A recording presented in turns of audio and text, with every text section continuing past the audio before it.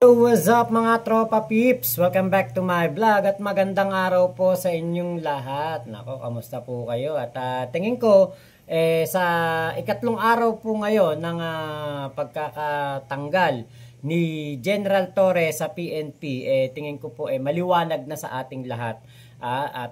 Kumbaga na-clear na yung smoke. Dahil medyo na smoke screen tayo lahat ako nung unang araw talagang naguguluhan, kahapon maliwanag na sa akin, at ngayong araw na ito mas lalo pong nagliwanag ang mga paliwanag dahil nga po etong si General Torre ay kung nung mga panahon na nahuli niya si Kibulok at etong si Digong, kakampi niya ang batas, nasa kanya ang lahat ng kumbaga nasa side niya lahat di ba nung panahon na yon. Pero ngayon po nitong mga nakaraang linggo, nakaraang buwan, meron pong nagawa ang ating General Torre na hindi po kinampihan ng pagkakataon at medyo merong hindi nasunod.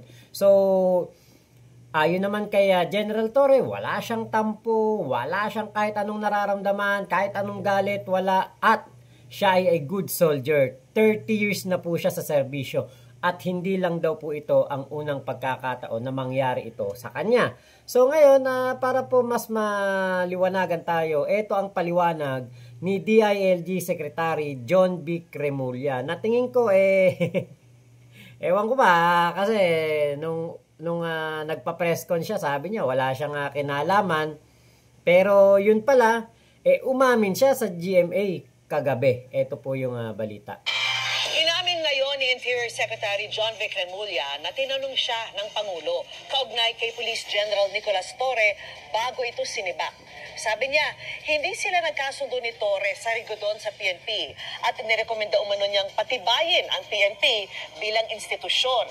May inalok din anya ang Pangulo na bagong posisyon kay Torre. Kung tungkol saan, alamin sa pagtutok ni Mariz Umali, exclusive. Sa isang pagtitipon sa Makati, eksklusibong nakausap ng GMA Integrated News si DILG Secretary John V. Cremulya matapos ang pagsibak kay dating PNP Chief Police General Nicolas Torre III. Kung kahapon sabi ni Remulya, wala siyang naging papel sa pagkakasibak ni Torre, pag-amin ngayon ni Remulya, tinanong siya ng Pangulo kung ano ang rekomendasyon niya ukol dito. Inamin din ni Remulya, di sila nagkasundo ni Torre sa rigodon ng mga opisyal sa PNP. Matatandaan nitong August 6 lang ay ni-reassign ni General Torre ang 13 senior police official kabilang ang number 2 senior official na si Lieutenant General Jose Melencio Nartates Jr. Hindi ito inaprubahan ng NAPOLCOM na pinamumunuan ni Remulya bilang ex-officio chairperson nito. Pero ipinatupad pa rin ito ni General Torre sa kabila ng utos ng NAPOLCOM. This is a difference of opinion. Presidente at ni General Torre. It's actually me first. Okay. It was me first. And then it was difference between me and the general, and he refused. He insisted that his system be followed. But again, as I said yesterday, we're a nation of laws and not of men. So it cannot be one person who dominates everything. So in the end, there was no rancor naman. He just couldn't accept it, and the president said, okay, he asked me for my recommendation. And I said, we have to continue in this path of correcting all the errors of before. And Of the previous administration. yes, and part of that is strengthening the institutions. My recommendation was that we have to strengthen the institution, that the institution must be protected, and then all the decisions followed from there. Ang tinutukoy ni Remulya.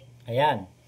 So, patibayin ng institusyon. So, ibig sabihin po, meron din sigurong mga ilang PNP official na mga under ni General Torre, noong siya ang PNP chief, ang may ayaw or hindi po nagustuhan ng ginawa ni General Torre. So, para po mas maayos ang problema at maagapan po ang posible na mga, kumbaga, mas malaki pang problema sa hinaharap, inagapan na po ng ating Pangulong Bongbong Marcos. Kasi nga po, syempre, ayaw din ng ating Pangulo na malagay sa balag ng alanganin si General Torre. Dahil nga po alam natin na napakagaling ni General Torre, pero hindi po may iwasan na meron siyang mga under ng kanyang command, medyo yung alam nyo na yon, yung medyo hindi po nasisiyahan sa sobrang galing ni General Torre sa kanyang ginagawang pamamahala sa ating PNP. Yung medyo hindi po masaya sa kanyang ginagawa, 'di ba? Kaya po etong ating General Torre, kung mapapansin ninyo, siya ay man of ambition, man of yung talaga siya, yung kanyang ambisyon na mapaganda ang PNP, malinis ang kumbaga yung kagawaran ng PNP, malinis ang imahe ng PNP, yung ambisyon niya para sa PNP napakalaki. Napakalaki, as in talagang gusto niyang baguhin ang buong PNP na dinungisan noong panahon ni Duterte, na ang tingin ng mga Pilipino sa mga PNP noon ay parang mga kriminal. Sila ang mga gumagawa ng mga paggurgur, 'di ba? Mga naging EJK army ni Digong. So yun yung gustong baguhin ni General Torre, yun yung ambisyon niya na mapaganda ang tingin ng mga Pilipino sa PNP, yung mas maganda pa kaysa sa nagawa ni Chief Marbil. So ngayon, nung ating napakinggan itong sinasabi ni John Vic, it's more on para sa akin it's more on i-save si General Torre sa napipintong baka merong magpetisyon na matanggal siya sa pwesto o masibak siya sa pwesto o siya ay makasuhan, di ba? Para maagapan na hinugot na nila si General Torre para hindi masira si General Torre doon sa kanyang ginagawa sa PNP. Hinugot na lang. Kasi hindi naman po talaga lahat ay mapiplease. 'Di ba? You cannot please anybody. 'Di ba? You cannot please everybody. 'Di ba? Minsan nga kapatid mo, kamag-anak mo, hindi gusto ginagawa mo 'di ba? Kaya ang nangyari dito kay General Torre, nahanapan ng butas dahil nga po doon sa hindi pagsunod sa pag-alma ng NAPOLCOM sa pagrigodon o paglilipat-lipat ng mga PNP generals. Yung iba nalagay sa Mindanao, yung iba nalagay sa Visayas, di ba? Yung dating nasa mataas na posisyon ay medyo bumaba. Hindi po lahat ay natuwa doon. Yan lang po ang paliwanag. Yan lang po ang pinakabuod ng ating sinusundang istorya ng pagkatanggal sa serbisyo o pagkatanggal pala as PNP chief ni General Torre. Pero eto maganda to, itong part na to. That we have to strengthen the institution. That the institution must be protected. And then all the decisions followed from there. Ang tinutukoy ni Remulla na pagkakamali ng nakaraang administrasyon ay ang pagpapahintulot nito sa PNP chief na siyang mag-isang magtalaga ng mga assignment ng mga senior official ng PNP nang hindi dinadaan sa NAPOLCOM. Nais na raw itama ito ng Marcos administration. Ever since PRRD's time, when the NAPOLCOM was totally bypassed of all appointments, it became now the right rather than the privilege of every PNP chief na sila ang bahala sa movements ng level 3 and above, yung mga colonels to generals. And the president really wanted to restore that to institutionalize it back to how the law was intended. General Torre and the president, General Torre didn't see it necessary. So the president chose the institution over the person. So was the president angered by the decision of General Torre to push through with his order of reassignment despite the fact that NAPOLCOM disapproved it already? Well, he was quizzical about it. And in their conversations, a lot of explanations were made. And it's safe to say that's the differences of opinions were there. Sa kabila nito, tiniyak ni Secretary. Ayun. So, ito pong nangyari noong panahon ni Digong na kung saan si Senator Bato de la Rosa ay binabypass ang NAPOLCOM at nung mga panahon na si Debolsinas ang PNP chief, 'di ba? Si Azurin ba naging parang yun din naging PNP chief din 'di ba si Azurin. Siguro ng mga panahon na yon takot ang NAPOLCOM kay Digong, kaya po hindi po sila makapalag. Kumbaga alam nila na kapag may gusto si Digong, may ginusto si Bato, si Sinas o si Azurin, hindi pwedeng mabali. Kumbaga ang NAPOLCOM ay nabaliwala. Pero ngayon po, ang ating Pangulong Bongbong Marcos, dahil nga po tayo nasa demokrasya at gusto po niya na lahat ay bylaws, lahat po ay nasa batas, lahat po ay sumusunod sa mga proseso. Kaya po gusto niyang ibalik ang kumbaga yung karapatan, yung kapangyarihan ng NAPOLCOM over sa isang PNP chief. Kasi noon, maaring ang PNP chief nakadirekta sa Pangulo. Pero ngayon, ang gusto ni PBBM ay yung tama na organization, yung tama na proseso from the President, DILG, NAPOLCOM at saka PNP chief. Yun, kumbaga itinatama ni PBBM yung nakaraang nangyari noong nakaraang administrasyon na kung saan ang NAPOLCOM nababypass, nababaliwala at parang takot na sawayin ang Pangulo. Ngayon po, ang ating Pangulong Bongbong Marcos, patas sa lahat.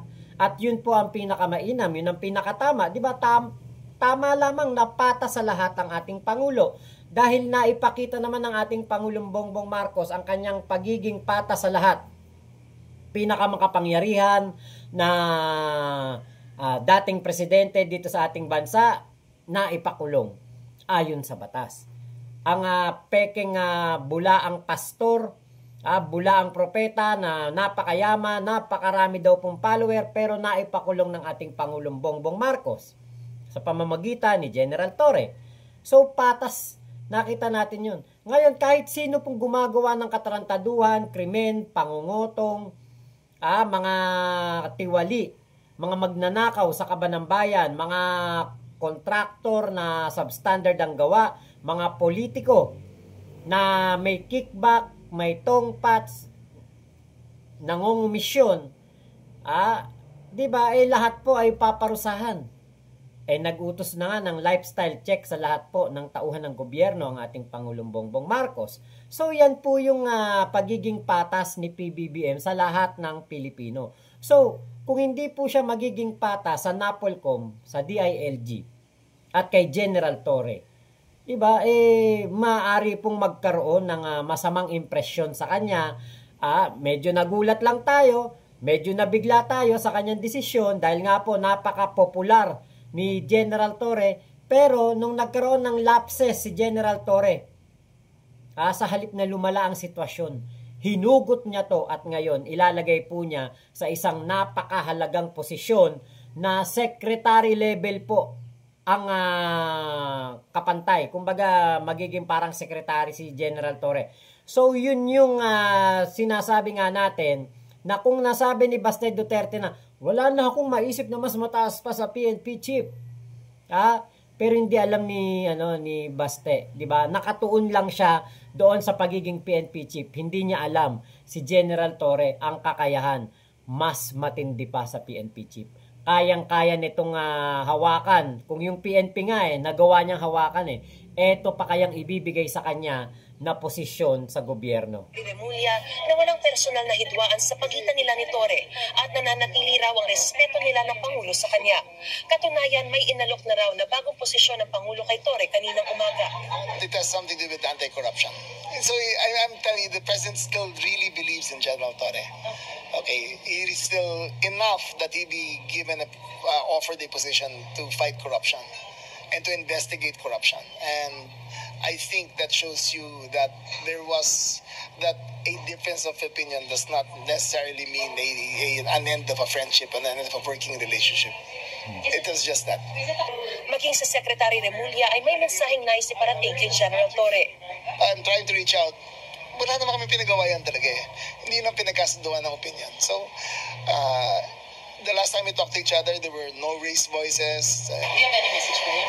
Yes, General Torre, I still deeply respect you. I hold you in my highest admiration. I think that in the 85 days that we spent together as SILG and PNP chief, we were very productive, and I still hope that you join us in government and help us in our crusade in making a better Philippines. Nilinaw din ni Secretary Remulla na bagamat may ilang naging emosyonal sa nangyari, walang demoralisasyon na gaganap sa kanilang hanay.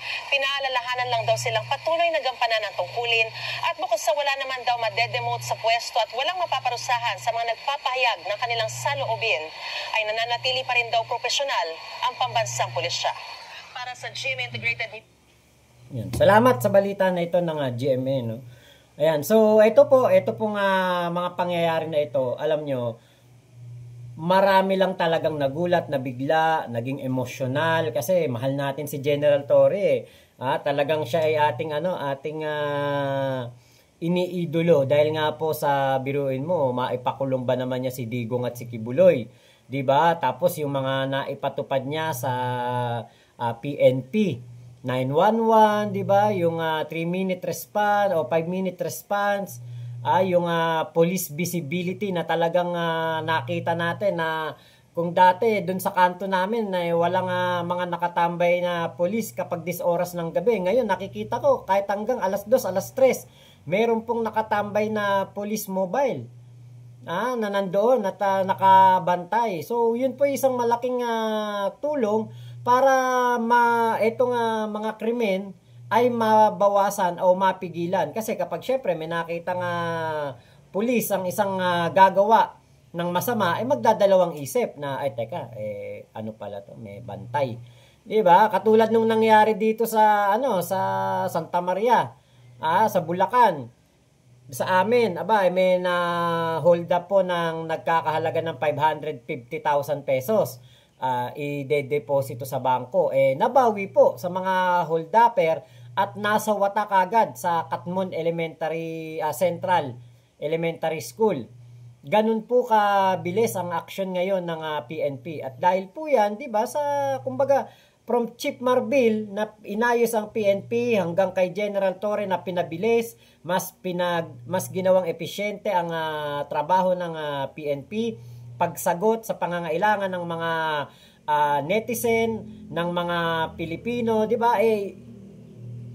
Nasasagot kagad ang krimen, 'di ba? Meron kagad nagiging resulta sa pagdapuli o paghuli dito po sa mga gumagawa ng krimen. Kaya 'yon, 'di ba? Nahuli po kagad yung nagnakaw o nang hold up doon sa amin sa Santa Maria. So yan po yung kumbaga mga bagay na nagawa ni General Torre na ayaw masayang ni PBBM at ni John Vic Remulla. Sinabi nga ni John Vic, walang kaso, o no administrative case, no criminal case, walang kahit ano. So malinis na malinis po ang papel ng ating pambansang general. People's General yan, di ba? Malinis na malinis ang kanyang record, wala pong kahit anong bahid, at yan po ang inagapan ng ating Pangulong Bongbong Marcos. Kapag po kasi nagkaroon ng problema na sa PNP at lumawak po, lumaganap ang problema, syempre, pwedeng si General Torre ay magkaroon ng panawagan na bumaba siya sa pwesto, ipetisyon siya ng kanyang mga kasama, at siyempre, 'di ba? Masisira ang kanyang record. So ngayon po, si PBBM, kaysa nga naman mag-stay pa si General Torre sa PNP na magiging komplikado, kunin niya na lang at ilagay niya as anti-corruption CSAR. At least diyan, secretary level pa ang kanyang matatanggap na pwesto. Ang kanyang trabaho, buong Pilipinas ang sakop.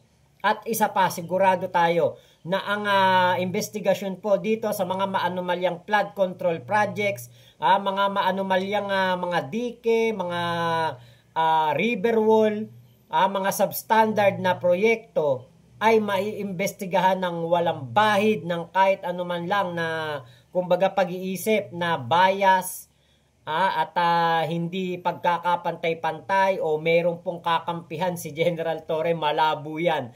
Alam natin na si General Torre ay matindi ang kanyang prinsipyo, napakabigat ng kanyang integridad, kredibilidad, hindi po matatawaran, hindi mababayaran. Kaya po, sigurado ko, kapag tinanggap ito ni General Torre, itong posisyon na ibibigay sa kanya ni PBBM, marami po ang malulungkot na mga DDS. Maraming malulungkot na DDS kasi, tatamaan kahit yung mga dating proyekto ni Digong, tatamaan po. Kaya, good luck po kaya General Torre. Ito nga ano ba yung reply niya sa akin? Sabi niya, sorry bro, ngayon ko lang nakita text mo, salamat sa suporta. Kasi chinat ko siya nung nabalitaan ko po na siya po ay nawala sa pwesto. Pinasa ko yung ating vlog sa kanya. At yung sabi ko nga kahapon, kanina, ano ba to? Balik kahapon, sabi ko nga sa kanya, congrats po. Sana po tanggapin nyo. Ngayon lang siya nag-reply. Sabi nga niya, sorry bro, ngayon ko lang nakita text mo. Alam niyo si General Torre, siya yung PNP chief na may panahon na mag-reply sa mga simpleng taong tulad ko. Pero naging PNP chief yan Pero siya po ay magiliw sa kanyang mga supporter. Siya po ay kumbaga hindi siya yung isnabero. Kaya po sabi ko nga idiretso na ni General Torre to sa 2028. Sana talaga 2028 gawin nating senador yan. Hindi matatawaran, hindi mababayaran. Alam natin na meron tayong kasama sa Senado na talagang ang pagseserbisyuhan ay ang mga Pilipino at hindi ang mga Duterte. 'Di ba? Kaya po sana nga talaga magdilang anghel tayong kung si Amy Marcos ay nagdilang anghel, sabi niya, mas magdidilang anghel tayo. Sana sa 2028 ay gawin nating senador si General Torre. Ikaw, payag ka ba? Ate Virgie Badiola, payag ka ba? Nailinda Lopez, payag ka ba? Ate Rose Oy Machu, Addictus Rex, payag ba kayo? Sa lahat po ng mga tropa pips natin dyan, gawin ba nating senador si General Torre? Comment nyo lang po dyan sa baba ang inyong mga sagot. Hanggang ngayon nanonood po ng ating vlog. Comment lang po kayo dyan. Maraming salamat po sa pagsama nyo dito sa aking vlog na ito.